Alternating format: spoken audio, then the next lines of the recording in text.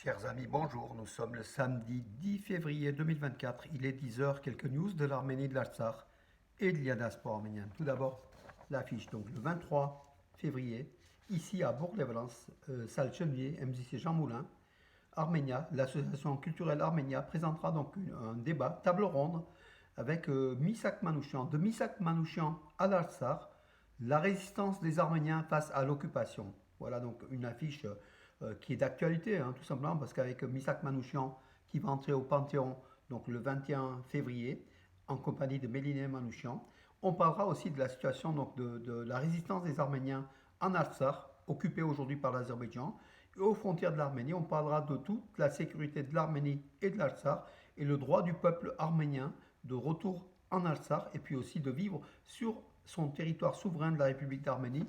On ne parle pas de l'Arménie occidentale occupée par la Turquie, hein, aussi, voilà.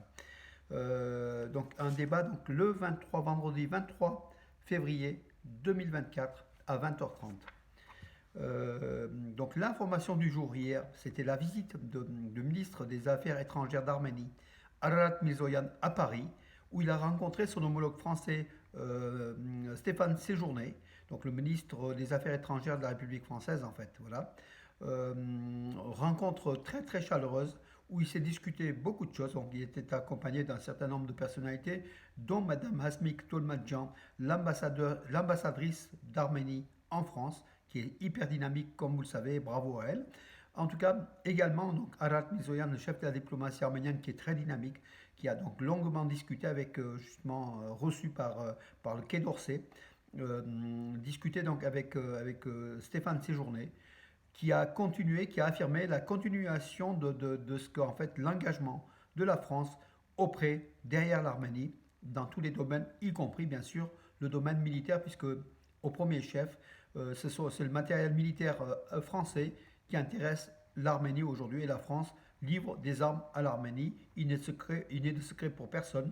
On l'a eu avec Madame Catherine Colonna, qui l'avait affirmé déjà à Yerevan et à Paris. Aujourd'hui, donc la continuité de cette politique française avec Stéphane Séjourné, cette politique française au profit de l'Arménie, des liens entre Yerevan et Paris qui sont forts, ça continue et c'est tant mieux pour le peuple arménien, pour le peuple de France, l'Arménie qui défend les valeurs culturelles françaises à l'extrême est de l'Europe, voilà. L'Arménie qui va toucher l'Europe, la communauté européenne, avec l'entrée de la Géorgie dans les années 2030 dans le champ de l'Union européenne. L'Arménie y entrera aussi après, hein, de toute façon, c'est programmé, c'est le faciès culturel de l'Arménie en fait, hein. L'Arménie fait partie de l'Europe. Voilà mes amis, donc de très très belles images. Donc hier j'ai mis le reportage juste quelques minutes après cette entrevue donc, entre Arat Mizoyan et Stéphane Séjourné, et qui a été placé bien sûr sur le site du ministère arménien des Affaires étrangères. Vous pouvez suivre donc le détail et puis de tout ce qui a été conclu en fait, et c'est de très très bon. C'est une très bonne chose pour l'Arménie. Arat Mizoyan qui était aussi qui a signé, qui était avec le directeur général de l'OIAC, donc qui a signé donc un protocole contre les armes chimiques en fait, hein. Donc voilà, un partenariat avec l'organisation pour l'interdiction des armes chimiques. Il a rencontré donc son président le 8 février à La Haye, Fernando Arias, le directeur général de l'organisation. Voilà, donc Arat Mizoyan qui est partout, qui est hyper dynamique. Et on en a besoin dans cette diplomatie arménienne qui essaye comment dirais-je, d'éviter la guerre contre l'Azerbaïdjan. Puisqu'on l'a vu, donc l'Azerbaïdjan s'arme de toute façon, s'arme de plus en plus, comme d'habitude. Le dictateur Aliyev qui vient d'être élu à 92% des voix, un score digne des meilleurs dictateurs du monde, hein, voilà. Il a présenté donc avec son fils, donc on a vu une des premières fois qui entre en scène, qui va sans doute prendre la relève, hein, c'est la dynastie des Aliyev, c'est de père en fils, hein, ça se transmet au niveau de la présidence le seigneurial de cette dictature d'Azerbaïdjan. Voilà, il a présenté donc le Akinci, donc le drone aérien, le drone militaire aérien, donc le turc Akinci, qui est de Bayraktar en fait, hein, voilà, donc c'est un nouveau drone, voilà, d'Azerbaïdjan, donc SAM en drone aussi, et vous le savez, donc lors de la guerre de 44 jours en Artsakh, les drones ont été décisifs, voilà. On aimerait que l'Arménie aussi s'équipe en drone, en plus du matériel militaire français, indien ou autre, et qu'il y ait des drones militaires de la trempe des Bayraktar ou autres, hein, des drones israéliens, mais on sait qu'Israël fournit 60%, 70% des armes de l'Azerbaïdjan et il serait difficile avec Israël de commercer au niveau militaire. Israël a fait le choix de l'Azerbaïdjan, peut-être par rapport à l'Iran. En tout cas, c'est au détriment de l'Arménie, cette politique donc, de militariste d'Israël qui arme l'Azerbaïdjan. C'est au détriment de l'Arménie. Les Arméniens trinquent toujours avec l'État d'Israël. Voilà, qui n'a pas reconnu le génocide arménien à ce jour. Vous allez me dire, c'est honteux tout ça. C'est l'affaire d'Israël, c'est leur affaire, ils ne veulent pas reconnaître, ils ne reconnaîtront pas. La Shoah est reconnue par l'Arménie, est reconnue par le monde entier. Et c'est tant mieux, ce n'est que justice. Si l'État d'Israël, moralement, se sent au-dessus des lois, au-dessus cette moralité de ne pas reconnaître le génocide des Arméniens, c'est l'affaire des Israéliens et c'est l'affaire d'Israël et pas plus des Arméniens. Voilà. Alors, que dire d'autre, mes amis? Ben, Moscou ironise sur le rapport de l'OSCE. L'OSCE, donc l'organisation à laquelle maintenant la Russie ne fait plus partie. Elle faisait partie enfin, des trois coprésidents, en fait. Hein, voilà. Et puis depuis la guerre, l'agression en Ukraine, la Russie a été éjectée de l'OSCE. C'est le groupe de Minsk, hein, de l'OSCE. La Russie ironise, puisque l'OSCE a fait un rapport un peu accablant contre justement ces élections en Azerbaïdjan avec 92% qui ne sont pas dignes d'une véritable démocratie. L'OSCE a juste dit qu'il n'y avait pas vraiment d'opposants sérieux voilà, à Aliyev, ce qui est tout à fait donc le cas. Moscou a réagi en ironisant que l'OSCE n'a pas à faire de ce genre de remarques. Donc Moscou défend à fond Bakou. Les deux dictateurs, Poutine et Aliyev, sont très proches, avec le troisième trio, hein, bien sûr, Erdogan. Tout ça, c'est dirigé contre les Arméniens, contre l'Arménie, contre le monde occidental, contre l'OSCE, contre la France, contre les États-Unis, contre l'OTAN, contre tout ce qui n'est pas du périmètre de russe. Voilà. Et l'Arménie aujourd'hui trinque, donc paye les pots de ce courroux de la Russie par rapport à l'Occident. Les Azerbaïdjanais vivaient depuis longtemps sur le territoire de l'Arménie actuelle et ont le droit de s'y rendre, affirme Adjev. Adjev, c'est le conseiller du président Aliyev. Il a présenté ça donc à une chaîne de télévision allemande, ZDF, oui, tout à fait,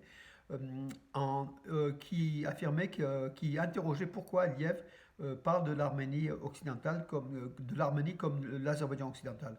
Donc Aliyev est un petit peu revenu sur les propos d'Aliyev en disant que ce n'est pas tout à fait le cas, que le peuple azéri il vivait en Arménie et peut vivre encore en Arménie, c'est ce qu'il a voulu dire. Enfin bon, il a essayé d'arrondir les angles. Hein.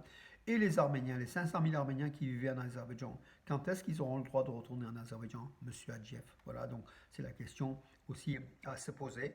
À ce que peut-être les journalistes auraient dû poser aussi à Adjev. Ils ne connaissent peut-être pas assez les dossiers.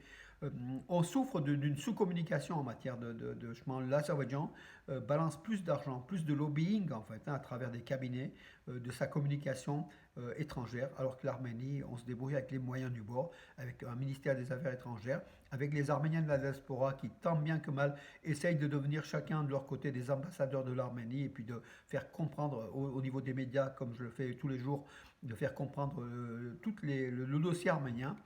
Ce n'est pas assez. L'Azerbaïdjan a des moyens étatiques beaucoup plus importants. Et voilà, donc le journaliste allemand aurait dû poser la question et pourquoi les 500 000 Arméniens d'Azerbaïdjan n'ont pas le droit de retourner sur leur terre. AGF aurait sans doute répondu, bien sûr qu'ils ont le droit, qui viennent, voilà, qui garantira leur sécurité? Personne, voilà. Alors, le représentant de la SOCAR, donc SOCAR c'est la société pétrolière d'Azerbaïdjan, a fait une déclaration sur le corridor de la Chine. Il a affirmé que justement, un tracé par le corridor de la Chine, pardon, pas de la Chine, du Zangezur, du sud de l'Arménie, donc serait au bénéfice de l'Arménie. Or, alors l'Azerbaïdjan veut la souveraineté du passage, donc ça veut dire c'est un corridor.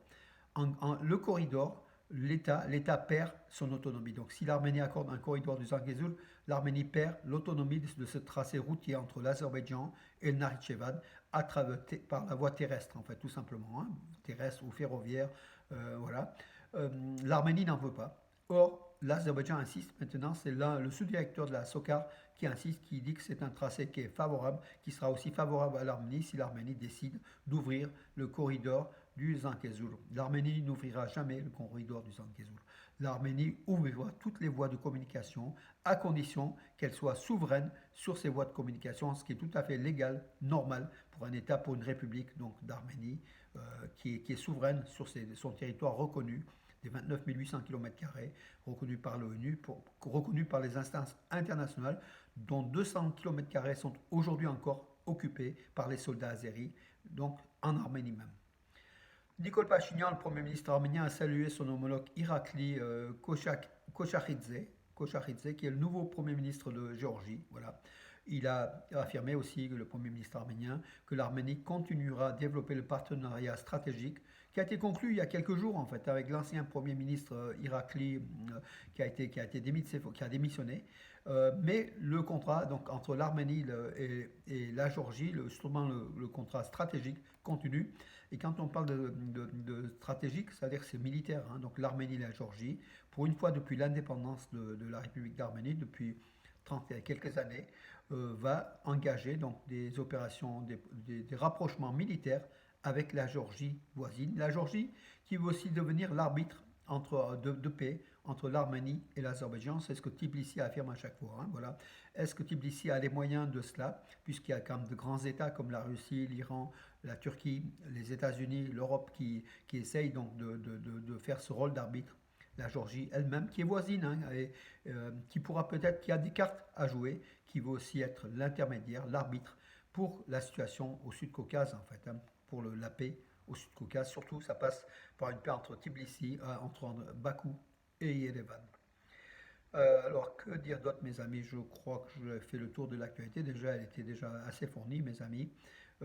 Pour vous dire, la Ligue des Nations, donc l'Arménie, le calendrier de l'équipe nationale d'Arménie qui jouera contre la Macédoine du Nord, les îles Féroé et la Lettonie. Le calendrier a été fixé donc voilà pour l'année 2024 pour la Ligue des Nations. L'Arménie est engagée dans le groupe C. Mes amis, donc, écoutez, j'en ai terminé juste pour vous dire aussi que ce dimanche, donc demain, 10h30, messe en l'église Saint-Nicolas de Roman, l'église arménienne, par le père Roussik Sarkisian, euh, nos amis diacres Garbis Mualian, que je salue, qui me suit tous les jours par vidéo. C'est un homme très chaleureux, il adore l'actualité arménienne, en tout cas, il m'encourage à chaque fois. C'est un de ceux qui m'encouragent beaucoup, en fait. Merci Garbis Mualian, le diacre. Et puis l'autre diacre aussi, Vatkes Vartanian, qui est là au sein de l'église arménienne depuis des décennies, que je salue aussi. Hein. Voilà, demain, donc les rideaux seront fermés demain hein, pour la messe donc, justement, de dimanche, donc 11 février, à partir de 10h30, l'église Saint-Nicolas. D'autres églises arméniennes, hein, dans toutes vos villes, hein, il y a aussi des églises arméniennes, allez-y pour prier. Donc il n'y aura pas de, par contre, il n'y aura pas de... il n'y aura pas de, pardon, donc les rideaux seront fermés, j'ai oublié le terme, je gagne du temps pour essayer de trouver le terme, mes amis. Donc en cette période de carême, le rideau sera fermé, il n'y aura pas de communion. Ben voilà mes amis, voilà. Vous pouvez donc tous les contacts par rapport à l'église apostolique arménienne Saint-Nicolas de Roman, je vous l'ai mis sur Facebook et sur Arménius, vous pouvez tout trouver cela, mes amis. Sur ce, bonne journée.